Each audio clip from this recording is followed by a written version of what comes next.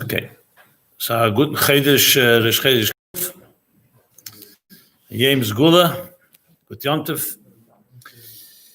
So after last week I went more of an overview, a type of Hagdama introduction to the idea of Hadrach al Pi Chassidus, how it's miyused all the way from the Alter Rebbe in the Hagdama to Tanya, and the Rebbe's call for Mashpim in Tovshin Lamed Zayin, in Teskislev, and then later I say L'charav in Tovshin Memvov. So I want to go straight into subject matter instead of some introductions. Get to the topic itself. Topics. So many of you indicated last week that you'd like to ask questions, and in order to preserve anonymity, and we could talk in a way that's open without any issues, confidential and stuff like that.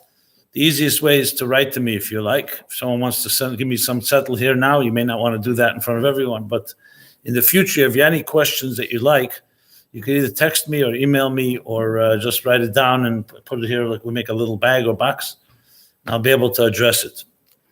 I'm not, personally, I don't need to know who writes to me, so it's not negayah, but it just makes it easier to communicate. But since I did get a few questions, quite a few actually, more than I thought I'd get, I'm going to go over that. But before I get into any of the specific questions, I want to go over a few things that I think are vital for all of us, no matter what stage in life we're at, whether we're Bachrim or we're Shana Deshena or later in life. A few key elements, which I already touched upon, but I want to go into more detail. And that is how you make sure that relationships, beginning obviously with your wives, the relationship with your wife, which is your primary relationship, but relationships with others as well, are not just Izgehalten and Miyusad on Teira, but also have are conducive to human interaction. What I find, and I'm not sure whether you agree or not, but this is what I find very common, especially in our community, especially in frum communities in general, including ours, that there's a disconnect between the moyach and the lev.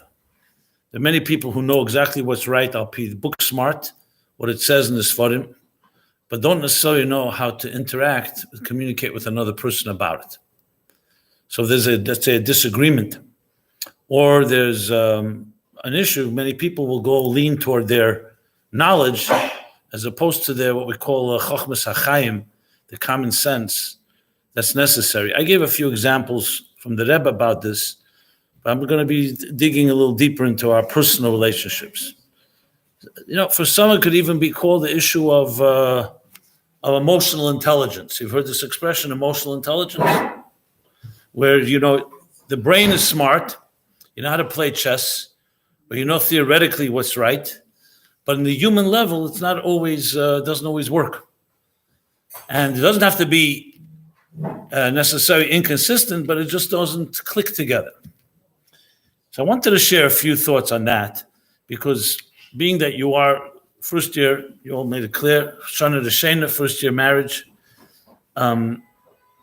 First year always has a certain honeymoon side to it, so to speak. Not that we believe in honeymoons, but the idea of it's fresh, it's new, and in many ways it's novel.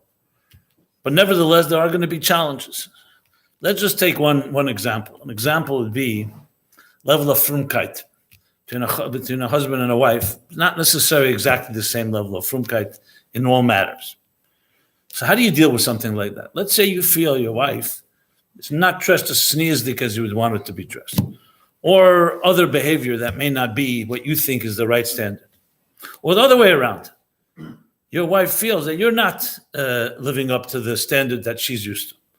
So obviously I'm not talking to the wives, I'm talking to you. So I would have to address it from that perspective. How do you address something like that?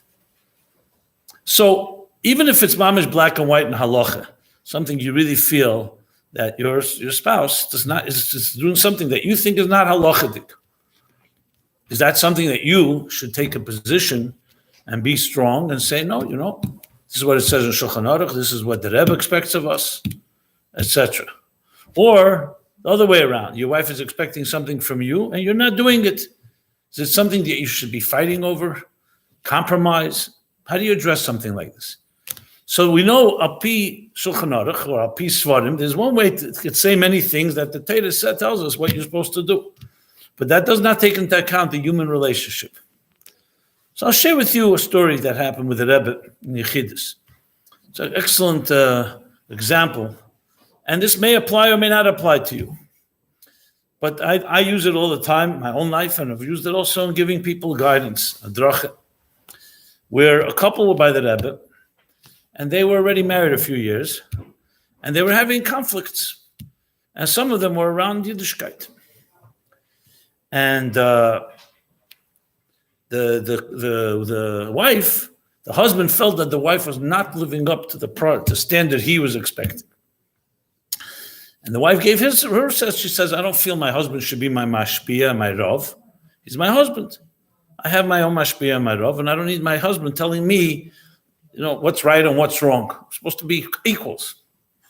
And they went back and forth. So the Rebbe asked, this is many years ago, it happened in the early part of the Nesis of the Rebbe.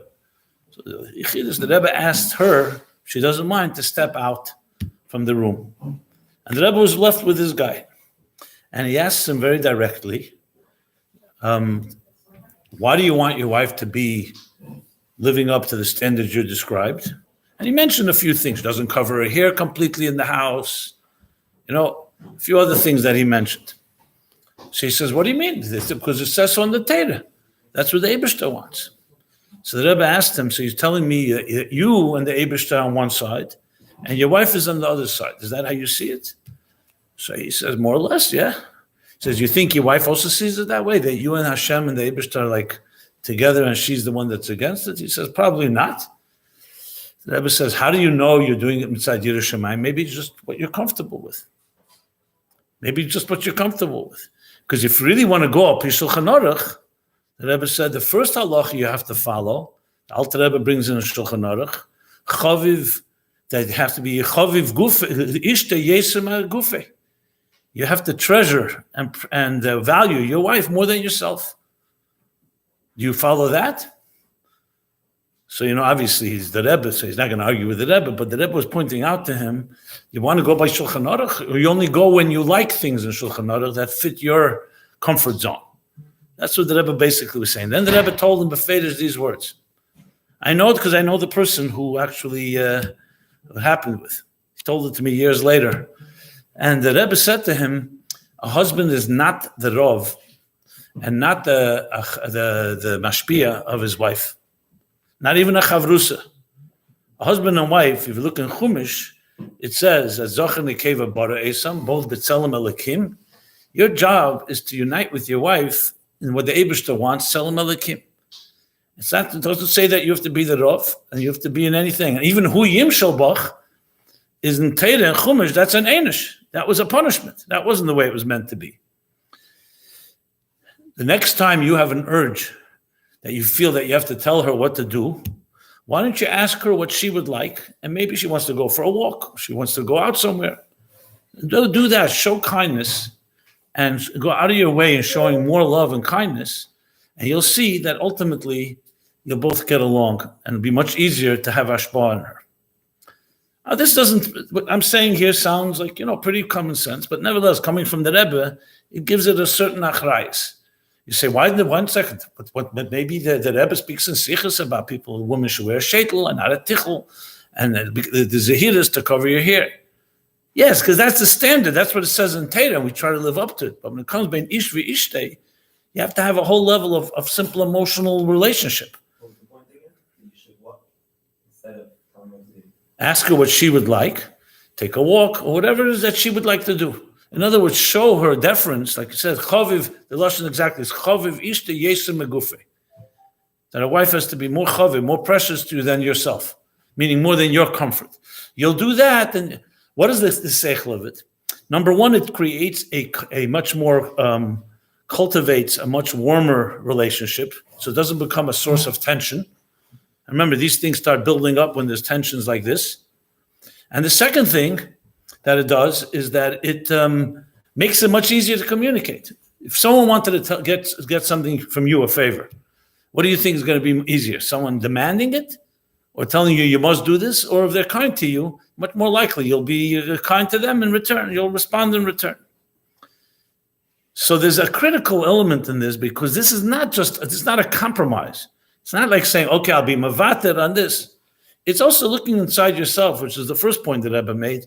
It's your level of Yiras Shamayim.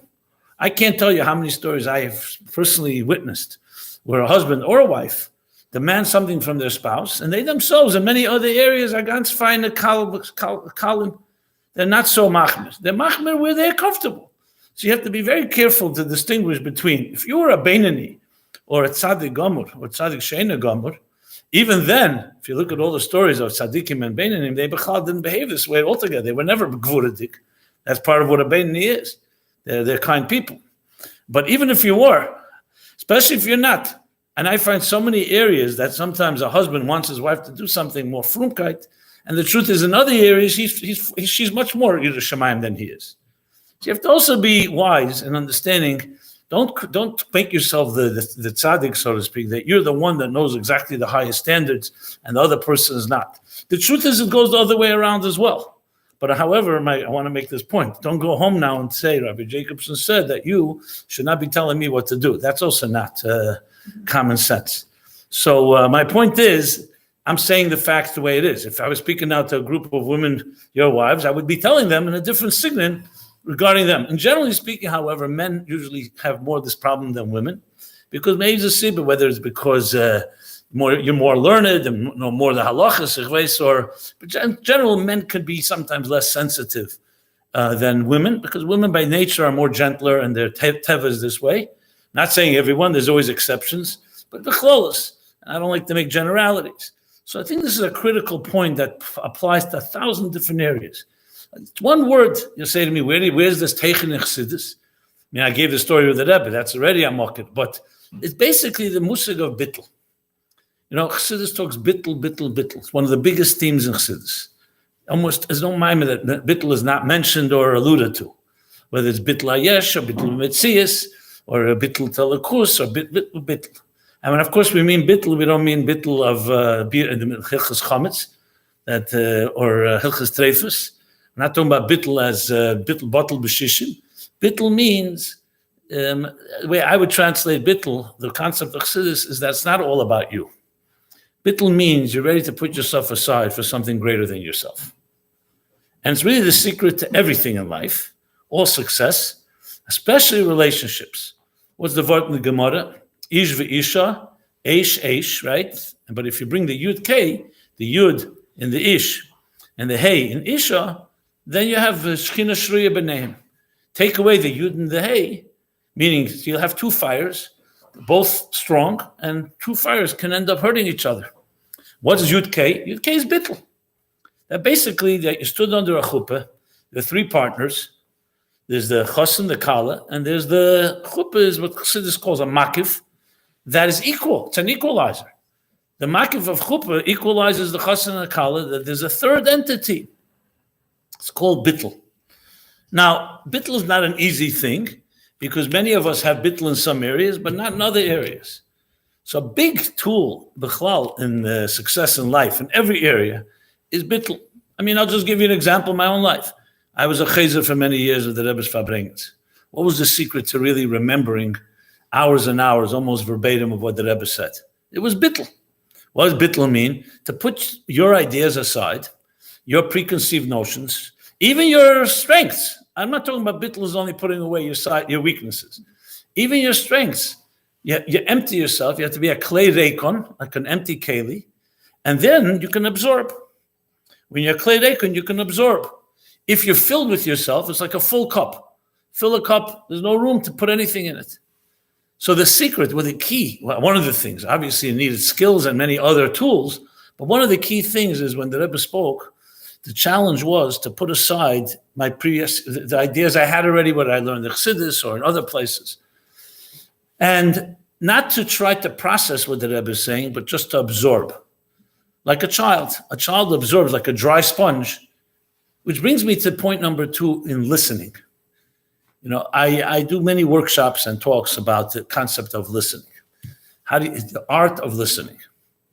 Now, I used to use a trick question. I used to ask people in audiences, and I've done this quite extensively. I would say probably tens of thousands of people in different groups, ultimately. And I used to ask people, how many of you are good listeners? Now, it was really a trick question. Why? Because no good listener will ever raise their hand. It's usually bad listeners raise their hand. Most importantly, how could you say you're a good listener? You have to ask someone else, are you a good listener? The person that speaking to you, they'll tell you if you're a good listener. How do you know if you're a good listener? You decided yourself that you're a good listener. Most people are not good listeners, not because they're malicious or because for any bad reason, because they're not trained to listen. Children are naturally good listeners. It may be hard to get a child's attention, but once you get a child's attention, a child is a good listener because a child doesn't have other notions. That's why stories that happen to you or songs or even Aleph Beis, why do you remember it? You never forget Aleph Beis. Now you learn a Sugya or a Gemara or a Halacha or a Shulchan Aruch, and it's easy to forget if you don't review it 100 times because children are like a dry sponge. They don't have developed ideas yet. So they have natural bittle. A dry sponge absorbs. When we listen to the Rebbe, we had to be like a dry sponge. And how does that apply to our lives? It applies very simple, the ability to listen. This I can tell you, Baruch Hashem, I hope you're all blessed with deep Sholom Bayis and there's no issues. But rest assured, every relationship is going to go through its challenges. It's inevitable, and it's fine. There's nothing wrong with it. Human beings, you live together, two people, Ein Day Sein Shabbos, people have different opinions, different life experiences. There are going to be different things come up in life. One spouse wants to move, one spouse wants to live here, money issues, other issues, personal issues, intimate issues. There's going to be plenty of issues. What's the key to resolving an issue? So do you think it's just a compromise? You go to a mediator, and the mediator says, okay, you want $100, this one wants $50, you get $75. Yeah, that works in black and white things, but in real personal life, that doesn't really work. So what's the secret? Now, obviously, there's no one magic trick, but I can tell you, bittle lies at the heart of everything. Are you able to even listen to another person's opinion? I find this, I do a lot of counseling couples, and situations sometimes very complicated and difficult, and it's already at a point where they're really considering to, Rahman al-Islam, break apart. And I see right away, I could tell in a second if they know how to listen. You let one person speak, and then the other person doesn't let them speak. You can know right away. They right away have to cut them off. And so I always say, let the person speak. 5 minutes, you'll have 5 minutes equal. You can tell pretty quickly how much listening is going on. It could be both ways again. I'm not looking at one or another. People don't know how to listen. Can you listen to an opinion that's different than yours and respect it? Many people cannot, because if it's not your opinion, how could you respect it? I don't agree with it. I'll just give you an example, an exercise that I do, which is an interesting exercise. I ask people to open up a sefer, or it could be anything. It could be a book, a sefer, open it up, and read a page, whatever page you like, as many times as you wish. The goal is to close the sefer, and then write down on a piece of paper a summary of what you just read. Doesn't sound difficult, right? I've done this with audiences, like groups like 40, 50 people. And I say, but before we begin, I'd like to ask you all, what do you predict? Give me like an estimate. How much of the page are you going to capture? Not word for word. It doesn't have to be osbos. How much of the page are you going to capture? 10%, 20%, 50%, 100%. So most people say around 80%. That's simply because they don't want to say 100%, 80, 85. Okay, then we begin. And no time limit. And I see right away the room, people are doing the exercise. The ones who think they're the smartest do it quickly, and they close the book and they have written up, and that's that. And then they sit down and they're waiting like this for the others to finish. They're being patient.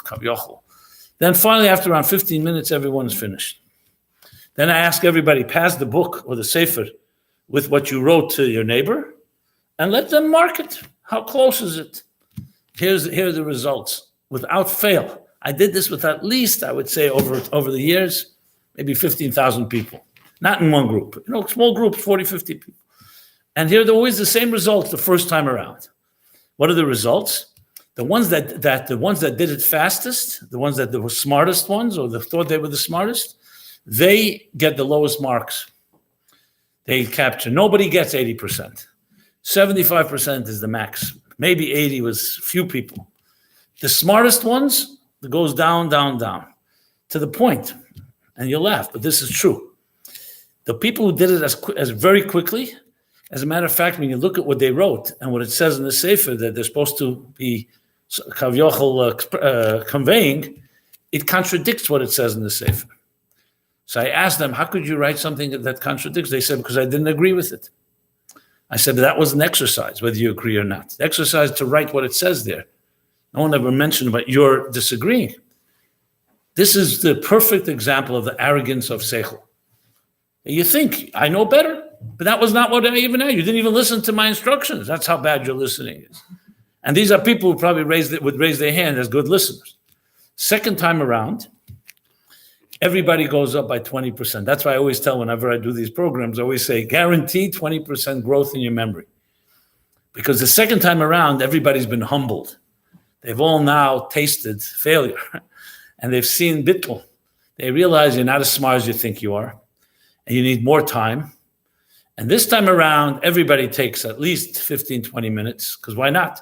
There's no time limit. 20 minutes. And then they write down. And everybody went up at least 20%. Those that got 50%, got 70, etc., etc. This is a perfect example because it's very difficult for a smart person, especially one who has a strong opinion, to listen to another opinion. It's not a shaila here whether you agree or not. Listening. The Gemara says about Hillel. Famous Hillel and Shammai argued. And then the Bas Kol Min Shamayim that decided we have to have halacha. Who's going to be the halacha? Till there was the Hachra, Beis Hillel, the Talmidei Shammai would listen to, Beis Shammai would listen to Shammai, and Beis Hillel would listen to Hillel. Then came the Hachra. So the Gemara asks, why Hillel? Why not Shammai? Was Shammai less of a scholar? No. So the Gemara answers an interesting answer. Because Hillel anvesen hoya. It's a Gemara in Erevin. Hillel was humble. And how do we know he was humble? Because he would present Shammai's arguments before his own. Usually, you present your argument, and then you say, and by the way, there's another opinion, and you usually minimize it. Here he would present Shammai's argument, and you have to say he presented Shammai's argument as good as Shammai would present it, or else what's the chiddush? And then he would say his opinion. So Chassidus asks the question, it's an obvious klotz kasha. What does anova have to do with seichel? You could say he should get an award for being humble. Moshe ha'ya'anav.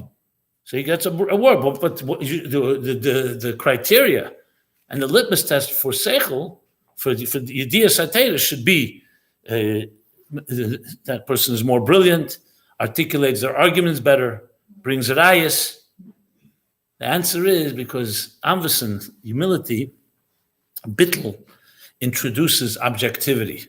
A person who's more bittle, and not to say Shammai didn't have bittle, but Hillel with more bittle, a bittle person is more, you can trust their opinion because they're ready to hear another opinion. If someone's a negeba, meaning that they have a strong opinion, how do you know that they're not ready to, how do you know that they're right? Maybe they're not open to listen to another nuance. They may miss something. So applying this to our lives, in marriage, it's a tremendous tool that I can tell you, many people would say, I wish someone had told this to me when I got married.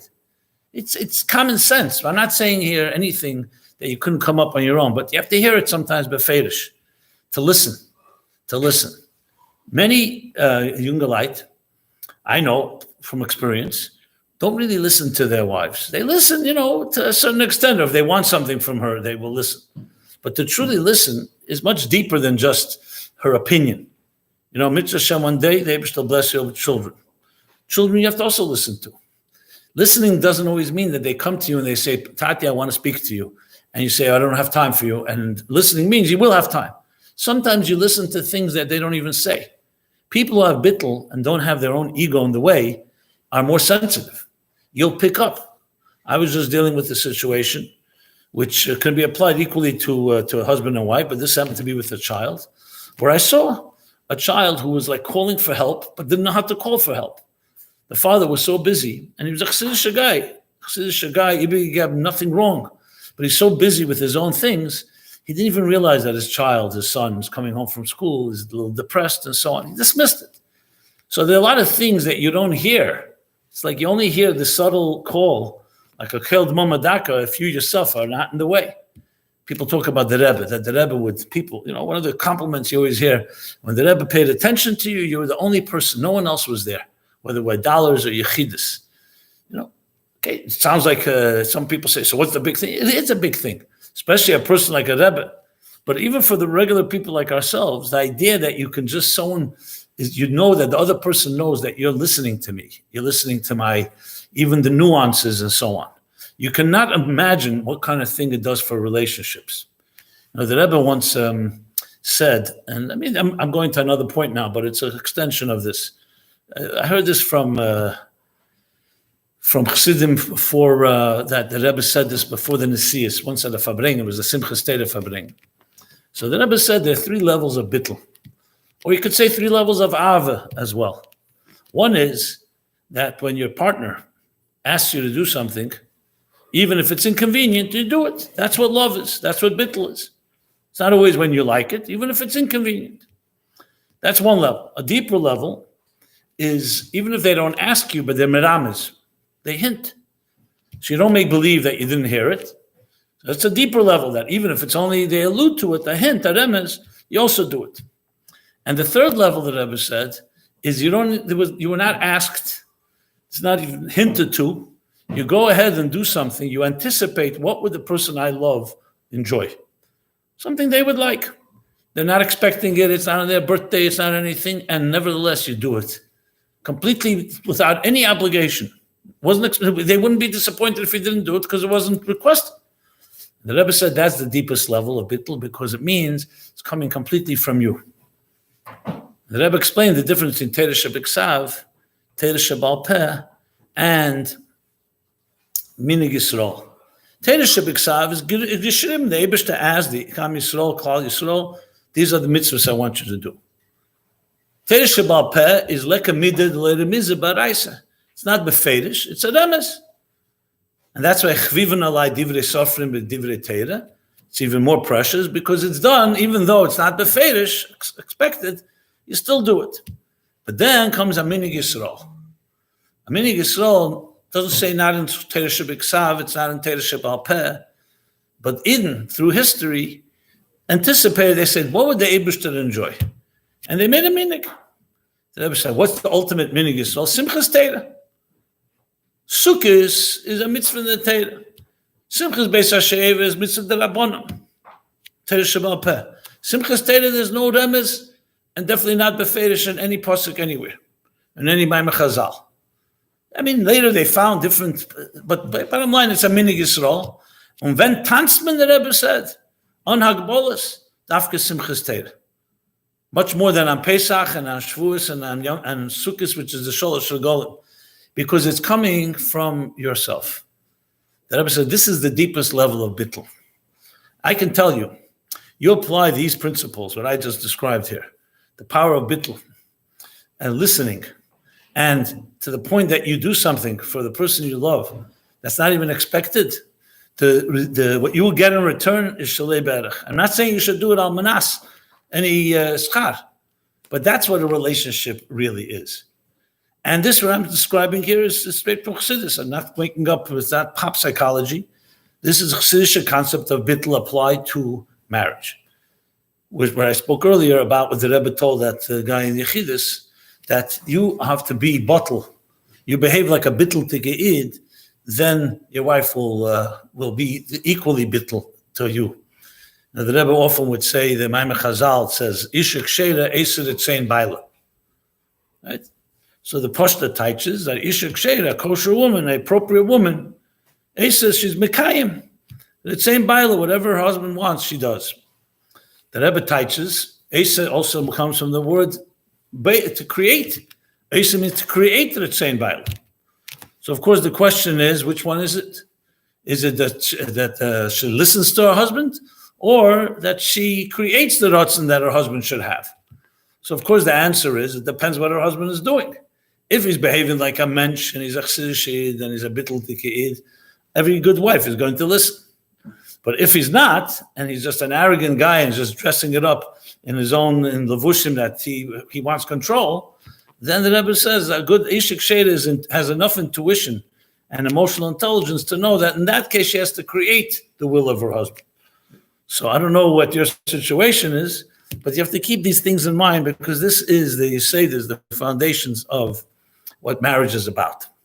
Now, if you have questions, please, you can ask questions. If not, I'm going to go over to my text here, and I'm going to read a few things that came in. A few of you wrote to me, and I think it's pretty anonymous. No, it's not going to expose anybody. Does anybody want to ask anything about what I've said? All's good and fine? Great. You're a very cooperative group here. Okay, you've learned to...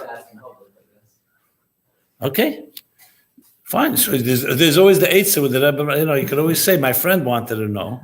You know that one with the Rebbe Marash? The Rebbe Marash, somebody once came to the Rebbe Marash and said to him, I'm just opening this up. I want to, and said to him, I have a friend that did a really bad thing and he wants a tikkun. So, but he's embarrassed to come to the Rebbe, so he sent me. So the Rebbe Marash said, why did he have to expose himself to you and send you? He could have come to me and say, I have a friend. So anyway, I understand. You can't use that trick here.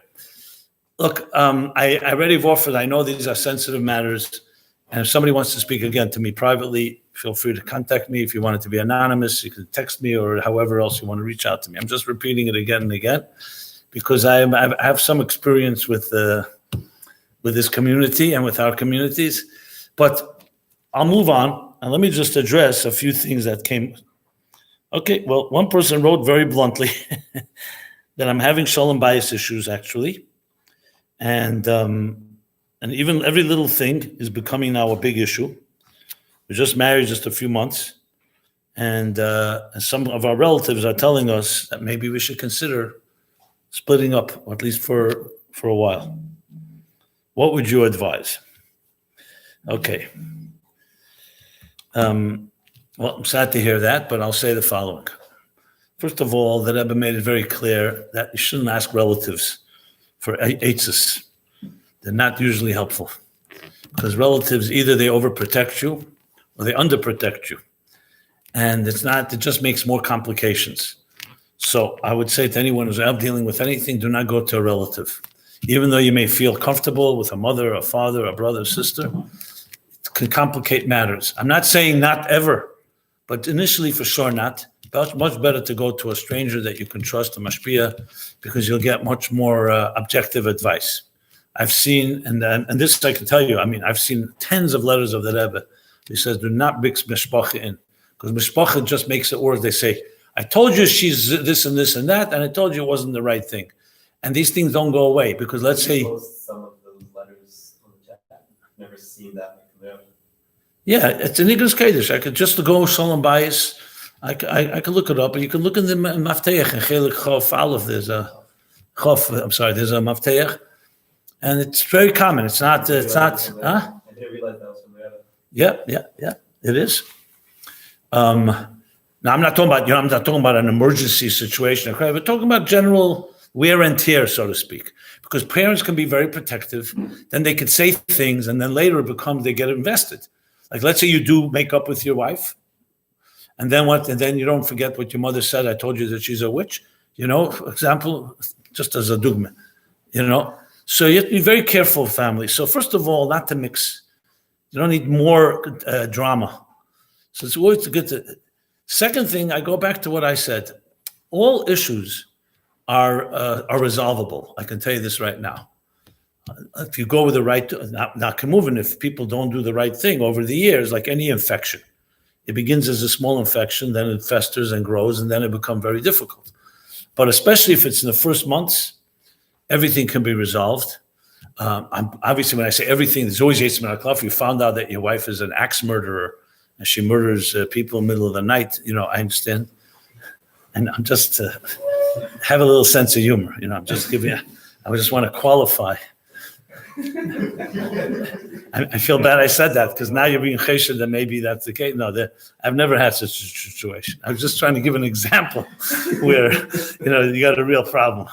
You may be the ex-murderful, Anyway, my point that I make is in most situations, they can be resolved. However, you're going to need bittle. Yeah, you're going to need bittle, and you're going to need to be able to speak to someone.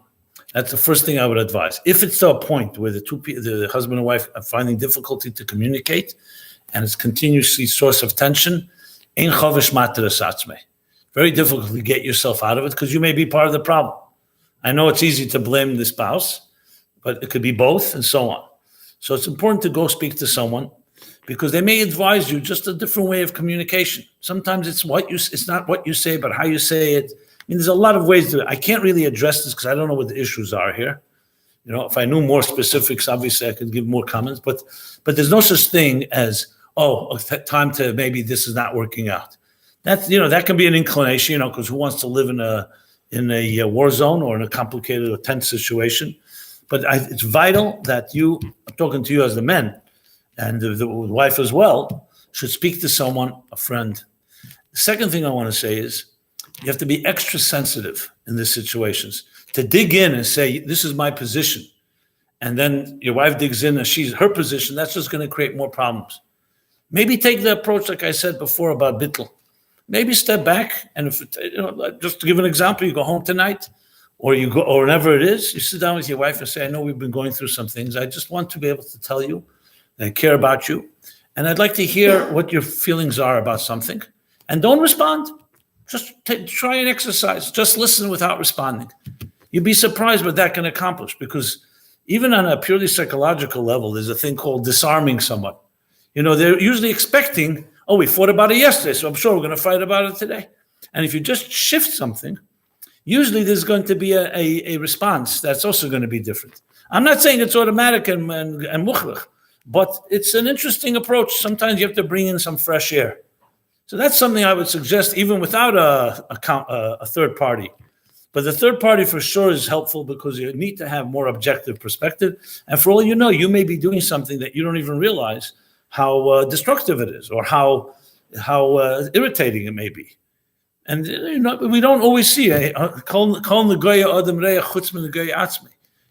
avos atzmei that covers up and does not always allow us to see. We have blind spots. I was once talking to a younger man. I said, do you have any blind spots? He says, yeah, but I know what they are. So I said, they're not blind spots then. A blind spot, you don't know what. That's the whole point of a blind spot. So you have to be smarter than anyone. And remember, as the Rebbe writes as well, in many letters, and it's always good to read. The Rebbe talks about where spouses talk about conflicts. The Rebbe speaks how much nachas and simcha and is achieved when there's Sholom Bayis.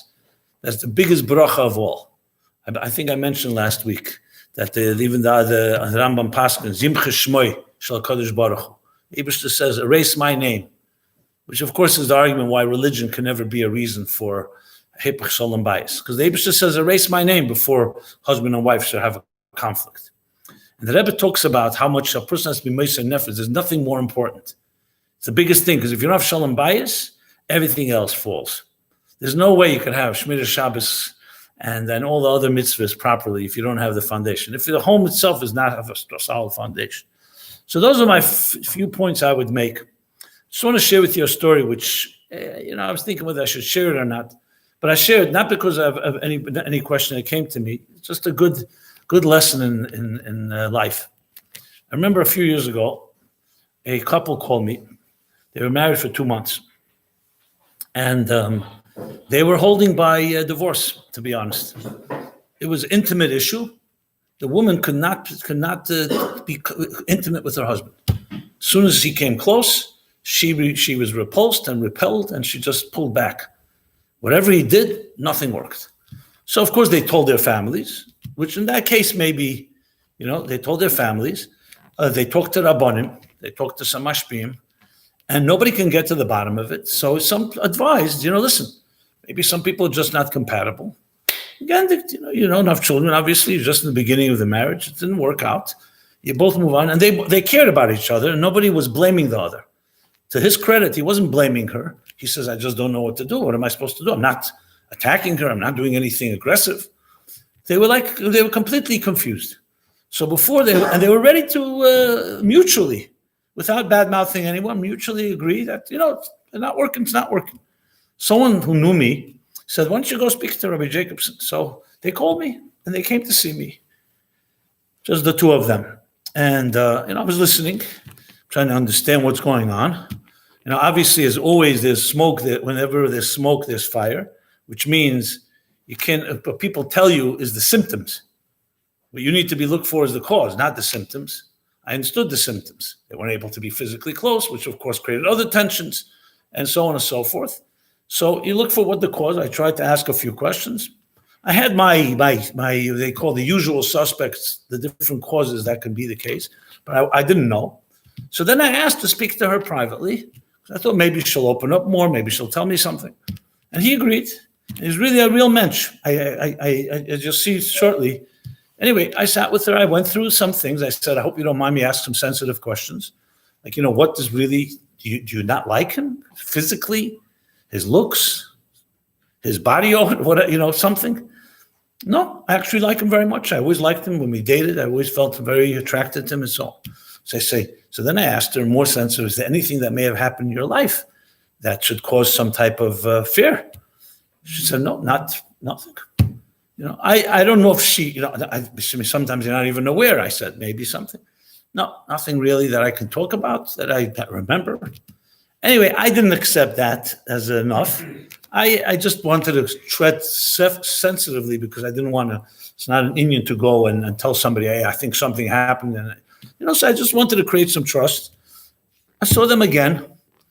And I told him, I said, look, it doesn't sound like you're doing anything wrong. Sometimes a woman feels like in that type of vulnerable place, the husband's behaving like an animal or something, or he's very aggressive and very needy, whatever. It was none of that. So that was ruled out. And I said, just be patient. Let's see. Anyway, after a few times speaking with her, she finally tells me, yes, something happened in high school. Someone touched her inappropriately. And then I didn't even have to probe too much, but it was more than just touch. It was a real violation. Not negay here the pratim. And she didn't even tell me the pratim. I wasn't even interested. I just wanted to know. So I said to her, so why? She said, I didn't think it was anything. I pushed it aside. It was very troublesome to me. I pushed it aside and I decided I'm getting married. I'll find a good husband. And this is a bad nightmare that happened. I said, maybe it's more than a bad nightmare. Maybe when your husband comes close to you, it recreates the trauma, which is common. She was an intelligent young woman, so she understood that. I said, you may not connect it, but it's a common thing. And it's nothing wrong with you. It's like if somebody, you broke your hand, so next time after it heals and somebody touches your hand, you're going to be a little sensitive because you don't want to break it again. It's a normal reaction to emotional trauma. Anyway, she said, so what do we do? Let's say that's the case. I said, look, I've seen plenty good things come out of this. And if you allow me, I'll give you a little guidance. I'll give your husband some guidance. And I'm not going to tell the whole arichas, but just briefly, let me tell you what happened. I told the husband, I didn't tell him the details. I just say, with your wife, you're going to have to. I asked her, actually. I said to her, will you share this with your husband? I'm glad you should share, not me. She said, yeah, I'll share it with him. I said, what's there to lose? At this point, might as well be open. Anyway, to their credit, what was lacking was, of course, that they didn't even know what the issue was. Now that they knew, so the goal here was that he should show much more sensitivity than he ever would have shown, because he has no idea. Like I said, if you didn't know that your friend broke their arm, you just embrace them. But if you know they're sensitive there, you're going to be careful. So he basically, I told him, you have to be much more sensitive, ask her permission, try to do different types of connection without necessarily having to be intimate completely, but always at her terms, because she lost control. She was violated and the control was taken away from her. And you need to know that. To his credit, he understood it completely. And he was like, and I told them both. They said, what does this mean? Our lives are doomed? Now we're going to be, every time we have to be close, we're going to have to go through a whole, I said, no, on the contrary. Most young couples get married, don't have this challenge. So they grow with each other and they mature together. Because you have this challenge, exactly what it says in Chassidus, that tshuva is higher than tzaddikim, because you went through a difficulty, your connection will be far more deliberate and far deeper because you'll work together with each other. In regular situation, people are intimate and that's that. Here, it's going to come with a lot of effort, but that effort is going to make the connection between both of you much deeper. Now, he was a kamamash Chassidic. I can't explain. He just was extremely giving and very gracious and very kind, had not one drop of resentment.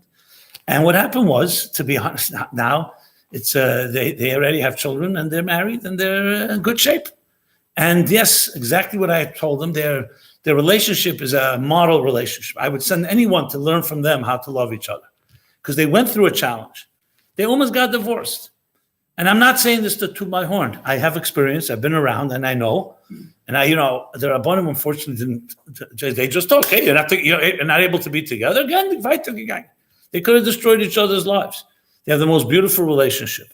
I'm only telling it not because I feel anybody has to hear this per se. Maybe you do, but just to understand that there's the bittle and sensitivity is life-changing. It's not a small matter. As I said, hopefully everything in your relationship is going well, Baruch Hashem. But the moments there'll be a challenge, or you feel there's a challenge, just remember the instrument, the tool called bittle. It can save your life. Not only your life, your marriage and everything. So with that, let me just go to another question since I elaborated on that one.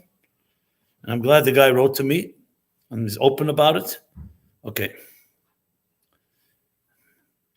It's really a different topic. This is about should Jungelite be taking on side jobs after Hillel? How do you define having enough money? Well, here we go. I don't know if I should do it right now. If you don't mind, whoever asked this question, do you mind if maybe I'll address it next week because I don't know what we made. What's the time thing here? What did we decide? Like 6:30? Okay, it's already 6:30. So, if you don't mind, I will do this question next week. I don't think the question is an emergency one that will be resolved in the week anyway. So I'll do this question. I have another 2 after this. Okay, we talked a lot about important matters. So if you don't mind, I will do this later. Okay, fine. Go ahead. Sorry. It's all right. Don't worry. Nobody. Okay, I see. Today's Rosh Chodesh Kislev. I think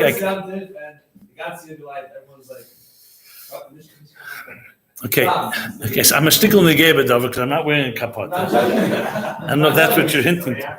I let the Reish HaKelo be the kapot guy. I'll be more like from the Balabatim, I think it's like the Rebbe wrote about, that someone asked the Rebbe to say Tachnun on Gimel Tammuz, not our Gimel Tammuz, that the Aschalta of the Yudbeit.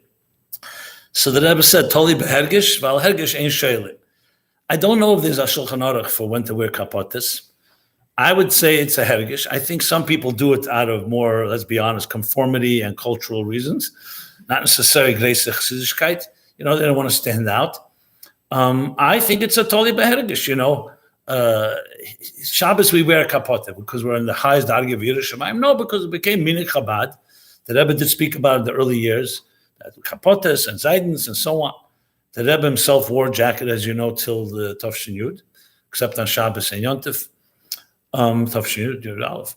So I think if you're a primis decade, it's completely totally behergish. If you're a guy that needs to conform to others, so do whatever you're comfortable with. What should I tell you? I saw today when I walked in, there were a few kapotas of Chodesh Kislev. It's hard to say. I mean, I will tell you a nice little derech tzachus, a true story. That when it was a Eid called Reuven Burns, he worked in the Olav Sholom. When he got married in the early chofs, he wrote to the Rebbe that he sees like Meir Harlik and others wear kapotas every day.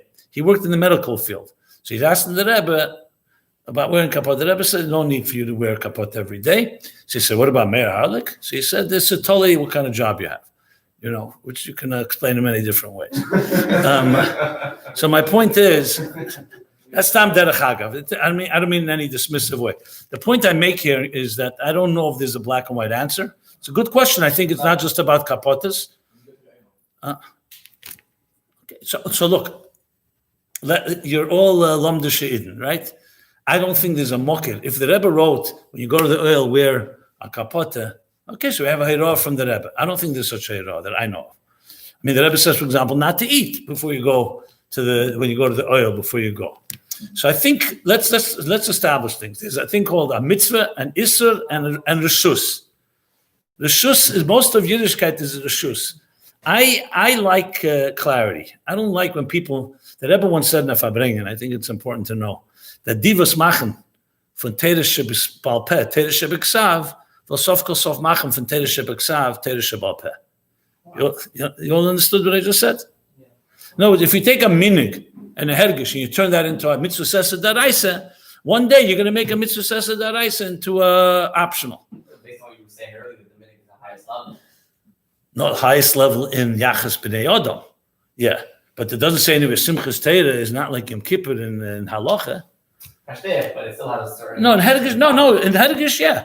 Yeah, of course, like something you heard from the Rebbe is a certain, but that's more in the Gavra, not in the Chefza. That's obvious. At the end of the day, Shol Shalom is a mitzvah sesa daraisa, it's chayv koros. Whereas Simchas Torah is not.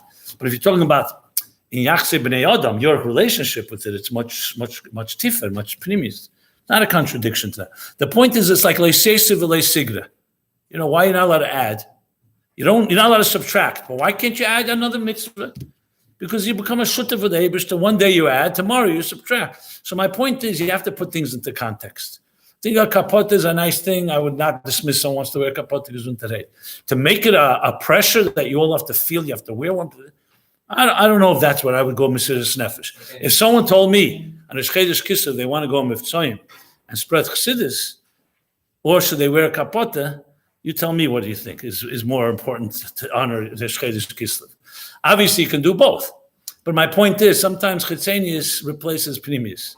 So if someone says, Chodesh Kislev today, I use this day in some way, and I spread more Yiddishkeit, Chassidus, the Rebbe's, Inyonim, that I have then go all the way. But things more like this is, I'm not going to call it Chitzenius because it's something about Chitzenius by Levushim and so on.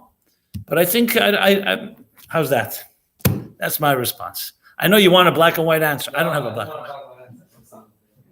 I think it's optional. Now, what about Yutas Kislev? Yutas Kislev, more or less, most people wear a kapota. Why is Yutas Kislev higher than Rosh Chodesh Kislev or Yudalf Nissen? Again, I think it's partially cultural, partially what was accepted, and I think either way, you're a fine Jew, fine Chassid. Okay, so we shall stop here. And again, please, I need your cooperation here because I could talk about many subjects, but it'd be much more geschmacker and richer if I hear issues you want me to speak about. It doesn't all have to be controversial, it could also be like a poter shaylas, Okay. You mentioned the Alter Rebbe says Chavu v'Yisrael Gufay. No, the Alter Rebbe brings a Shulchan Aruch, yeah. He brings the Lashon